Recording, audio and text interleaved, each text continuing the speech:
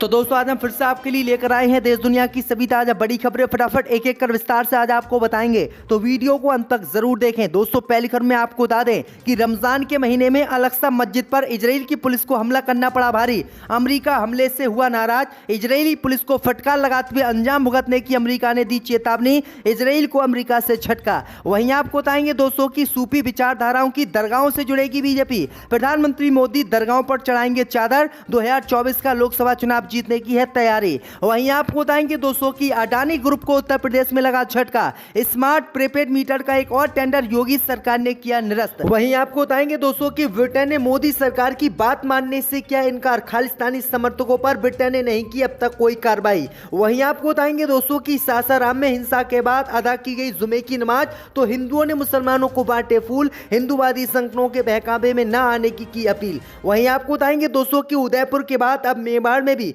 भगवा ध्वज फहराने पर कांग्रेस सरकार ने 2 महीने की राजस्थान में लगाई रोक, तो बीजेपी हुई हमलावर। तो दोस्तों सभी खबरों को आपको एक एक कर बताने वाले हैं, वीडियो को लाइक कर चैनल को सब्सक्राइब जरूर कर दें। इसी बीच पर तो दोस्तों अगली खबर की ओर, तो अल-अक्सा मस्जिद में नमाजियों पर हमला करना इजराइल की पुलिस को पड़ा भारी, अमेरिका हुआ नाराज, इजराइल पुलिस को फटकार लगाते हुए इजराइल को दी चेतावनी, बोले आगे से ऐसा काम किया तो आपकी नहीं है खैर। जय दोस्तों आपको बता दें कि रमजान के पवित्र महीने में अल-अक्सा मस्जिद में नमाज पढ़ने गए नमाजियों पर इजराइल की पुलिस ने हमला कर दिया, जिसमें 350 नमाजियों को गिरफ्तार इजराइल की पुलिस ने कर लिया और इस कार्रवाई में 12 नमाजी घायल हो गए। वहीं आपको बता दें कि इस कार्रवाई से अमेरिका नाराज हो गया। अमेरिका ने इस मामले की निंदा करते हुए इजराइल पुलिस और इजराइल की सरकार को फटकार लगाई और चेतावनी दी है कि रमजान के पवित्र महीने में जो इबादत करने अल-अक्सा मस्जिद में नमाजी मुसलमान जा रहे हैं, उनके साथ अगर ऐसी बदतमीजी आगे से इजराइल की पुलिस ने की तो इसका अंजाम भुगतने के लिए इजराइल की सरकार तैयार है और हम इसके खिलाफ कार्रवाई करेंगे।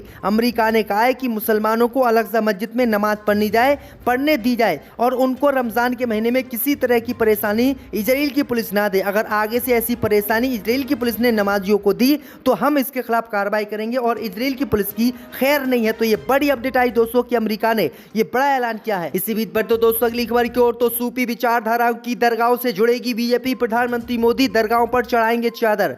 जय दोस्तों आपको बता दें कि बीजेपी ने देश भर में मुस्लिमों को अपने साथ जोड़ने के लिए एक कदम बढ़ाया है। बीजेपी अब सूफी विचारधाराओं की दरगाहों पर जाकर संवाद बढ़ाने पर जोर दे रही है। इसके तहत दरगाहों पर कव्वाली भी होगी और वहां पर बीजेपी ने अपने किए गए कामों को भी बताएगी।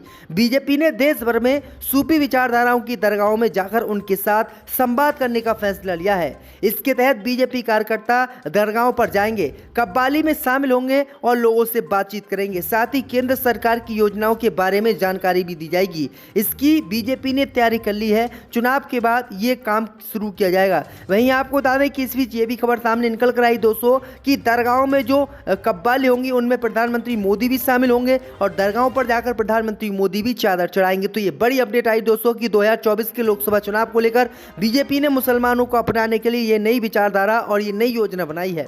इसी बीच पर तो दोस्तों अगली खबर की ओर, तो अडानी ग्रुप को उत्तर प्रदेश में लगा एक और बड़ा झटका, दक्षिणांचल विद्युत वितरण निगम ने भी निरस्त किया प्रीपेड मीटर का टेंडर। जब दोस्तों आपको बता दें कि हिंडनबर्ग की रिपोर्ट के बाद बड़ी आर्थिक चोट पा चुके अडानी ग्रुप को उत्तर प्रदेश से बड़ा झटका लगा है। दक्षिणांचल विद्युत वितरण निगम ने भी प्रीपेड मीटर का टेंडर आज निरस्त कर दिया है, जिससे अडानी ग्रुप की मुश्किलें बढ़ गई हैं। सबसे कम दर देने के कारण ये टेंडर अडानी GMR को मिलने वाला था। यूपी में कुल 25,000 करोड़ रुपए की लागत से 2.5 करोड़ स्मार्ट प्रीपेड मीटर का टेंडर अडानी ग्रुप के साथ उत्तर प्रदेश में हुआ था और अडानी ग्रुप को ये प्रीपेड मीटर उत्तर प्रदेश में बनाकर देने थे। लेकिन आपको बता दें कि दक्षिणांचल विद्युत वितरण निगम का 900 करोड़ रुपए का ये टेंडर था। लेकिन आपको बता दें कि हिंडनबर्ग की रिपोर्ट आने के बाद इस टेंडर को अब उत्तर प्रदेश की सरकार ने निरस्त कर दिया, खत्म कर दिया, जिससे अडानी ग्रुप को बड़ा झटका आज लगा है। इसी बीच पर तो दोस्तों अगली खबर की ओर, तो भारत के कहने के बाद भी यूके की नहीं झिंगी रूह, खालिस्तानी समर्थकों पर अब तक नहीं लिया एक्शन, लंदन में तिरंगे का किया था अपमान। जब दोस्तों आपको बता दें कि खालिस्तानी समर्थक अमृतपाल के समर्थन में ब्रिटेन में स्थित भारत के दूतावास पर खालिस्तानी समर्थकों ने भारत के विरोध में नारे लगाए और भारतीय तिरंगे का अपमान किया था, जिसका पूरी दुनिया में वीडियो भी वायरल हुआ था और मोदी सरकार ने इस पर आपत्ति जताई थी और यूके की सरकार से कार्रवाई करने की मांग की थी। लेकिन आपको बता दें कि खालिस्तानी समर्थकों द्वारा लंदन में तिरंगे का अपमान किए जाने के बाद भी ब्रिटेन की सरकार ने अभी तक किसी भी खालिस्तानी समर्थक पर एक्शन नहीं लिया है।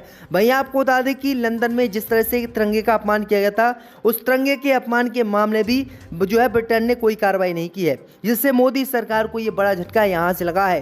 क्योंकि आपको बता दें कि मोदी सरकार ने साफ तौर से ब्रिटेन से कार्रवाई करने की मांग की थी, लेकिन एक भी सिख और खालिस्तानी समर्थक पर कोई कार्रवाई ब्रिटेन की सरकार ने नहीं की है। तो ये बड़ी अपडेट आई दोस्तों कि ब्रिटेन मोदी सरकार की सुनने के लिए तैयार नहीं है। इसी बीच पर तो दोस्तों अगली खबर की ओर, तो बिहार के सासाराम में हिंसा के बाद अदा की गई जुमे की नमाज, हिंदुओं ने बांटे गुलाब। जय दोस्तों, आपको बता दें कि बिहार के सासाराम में आपसी सौहार्द के बीच मुस्लिम समुदाय के लोगों ने कल जुमे की नमाज अदा की। हिंदू समाज के सामाजिक कार्यकर्ताओं द्वारा नमाज पढ़कर मस्जिद से बाहर निकल रहे नमाजियों को गुलाब फूल देकर स्वागत किया गया। गंगा जमुनी तहजीब का संदेश देते हुए हिंदू समुदाय के लोगों ने मुस्लिम समुदाय के लोगों का गुलाब का फूल देकर स्वागत किया। रोहतास जिले के सासाराम में रामनवमी जुलूस के बाद दो समुदाय के बीच हिंसा हुई थी, जिसके बाद सासाराम में बिल्कुल स्थिति बेकार हो गई थी। वहीं आपको बता दें कि रमजान के दूसरे जुमे में जुमे की नमाज पढ़ने के लिए मुसलमान गए थे, और वहीं बिहार सरकार ने 28 मस्जिदों के बाहर पुलिस फोर्स भी तैनात कर दी थी। लेकिन हिंदू भाइयों ने आगे बढ़कर मुसलमानों का एहतराम किया और जुमे की नमाज के बाद मुसलमान भाइयों को गुलाब के फूल बांटे और कहा कि जो हिंदूवादी संगठन देश में हिंदू मुस्लिम की राजनीति करते हैं, उनके बहकावे में हमको नहीं आना है और हमें अपने परिवार को देखना है और हिंदू मुस्लिम की लड़ाई से दूर रहना है। इसी बीच पर तो दोस्तों अगली खबर की ओर, तो माफिया अतीक अहमद के भाई अशरफ की तबीयत बिगड़ी, बरेली कोर्ट में पेशी टली। जब दोस्तों आपको बता दें कि उत्तर प्रदेश में बरेली के केंद्रीय कारागार में बंद माफिया अतीक अहमद के भाई अशरफ को आज बरेली की AGCM कोर्ट में पेश होना था, लेकिन इस दौरान उनकी तबीयत खराब हो गई। कोर्ट ले जाने की प्रक्रिया के दौरान अशरफ की धड़कनें बढ़ गईं। उसका ब्लड प्रेशर लो होने की वजह से आज कोर्ट नहीं ले जाया गया। आज बरेली की एंटी करप्शन कोर्ट में अशरफ को पेश होना था।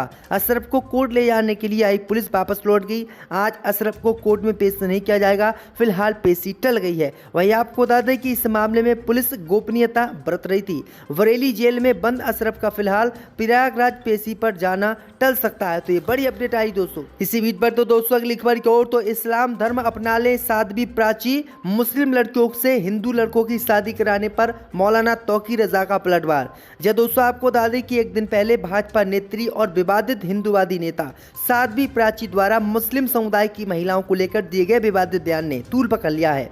शुक्रवार को जुमे की नमाज के बाद मौलाना तौकी रजा खान की इत्तेहादुल मिल्लत काउंसिल के प्रदेश संगठन प्रभारी नदीम कुरैशी ने साध्वी प्राची पर निशाना साधा। उन्होंने कहा कि साध्वी प्राची अपना धर्म छोड़ हमारे धर्म में शामिल हो जाएं, इससे उन्हें दुनिया में भी सुकून मिल जाएगा और मरने के बाद भी सुकून मिलेगा। दरअसल आपको बता दें कि विवादित नेता साध्वी प्राची गुरुवार को हनुमान जयंती समारोह में शिरकत करने बरेली पहुंची थी। बरेली में सर्किट हाउस में पत्रकारों से बातचीत के दौरान साध्वी ने बागेश्वर धाम के बाबा धीरेन्द्र शास्त्री का समर्थन किया था और इसी दौरान उन्होंने कहा था कि जो मुस्लिम लड़कियां हैं वो हिंदू लड़कों से शादी कर लें, जिससे उन्हें ना तो तलाक का डर रहेगा और ना ही हलाला का, और उनकी जिंदगी स्वर्ग बन जाएगी। इसी बयान पर उन्होंने पलटवार किया। इसी बीच पर तो दोस्तों अगली खबर की ओर, तो बाइडेन ने किया खुलासा, डोनाल्ड ट्रंप की वजह से अफगानिस्तान से जल्दी आई अमेरिका सेना। जब दोस्तों आपको बता दें कि अमेरिका के राष्ट्रपति जो बाइडेन के प्रशासन ने अफगानिस्तान में साल 2021 में सत्ता पर तालिबान के कब्जे के बाद जल्दबाजी में वहां से अमेरिकी सैनिकों को वापस बुलाने के लिए पूर्व राष्ट्रपति डोनाल्ड ट्रंप के समय में लिए गए फैसले को जिम्मेदार ठहराया है। इसमें अमेरिका की नई सरकार ने कहा है कि पूर्व राष्ट्रपति के कार्यकाल में लिए गए निर्णयों के कारण जो बाइडेन बेबस थे। White house national security council द्वारा गुरुवार को सार्वजनिक की गई एक नई रिपोर्ट में इस बात का खुलासा किए है। राष्ट्रपति बाइडेन की राय का भी रिपोर्ट में उल्लेख किया गया है। इस रिपोर्ट में बताया गया है कि जनवरी 2021 में राष्ट्रपति बनने के बाद जो बाइडेन का मानना था कि अमेरिकी इतिहास के सबसे लंबे युद्ध को समाप्त कर अपने सैनिकों को देश वापस लाना उचित होगा। लेकिन इस काम को कैसे अंजाम दिया जाए। वहीं आपको बता दें कि अब उन्होंने आरोप लगाया है जो बाइडेन ने कि डोनाल्ड ट्रंप की वजह से ही अमेरिकी सेना अफगानिस्तान से वापस आई थी, हमने इसको वापस नहीं बुलाया था। इसी बीच पर तो दोस्तों अगली खबर की ओर, तो मेवाड़ में भगवा ध्वज फहराने पर 2 महीने की रोक, गहलोत सरकार पर हमलावर हुई बीजेपी। जय दोस्तों, आपको बता दें कि राजस्थान की गहलोत सरकार ने सूरवीर महाराणा प्रताप की धरती मेवाड़ में भगवा झंडा फहराने पर अगले 2 माह तक रोक लगा दी। उदयपुर में धारा 144 लगने के बाद Rajasthan BJP chief CP Joshi ने तालिबान में भगवा फहराने की बात कही, जिसके बाद राजनीतिक पारा चढ़ गया। वहीं कांग्रेस सरकार में कैबिनेट मंत्री प्रताप सिंह ने बीजेपी पर हमला किया और कहा कि भाजपा चुनावी साल में वोट की फसल काटने के लिए राजनीतिक दंगे भड़काने की साजिश कर रही है। उन्होंने कहा है कि हमने भगवा नहीं बल्कि सभी झंडों पर जो है बैन लगाने की बात कही है। उन्होंने कहा है कि अगर किसी भी धर्म का कोई झंडा 2 महीने तक लगाया जाता है तो हर धर्म के खिलाफ कार्रवाई की जाएगी, केवल हिंदू धर्म के खिलाफ नहीं।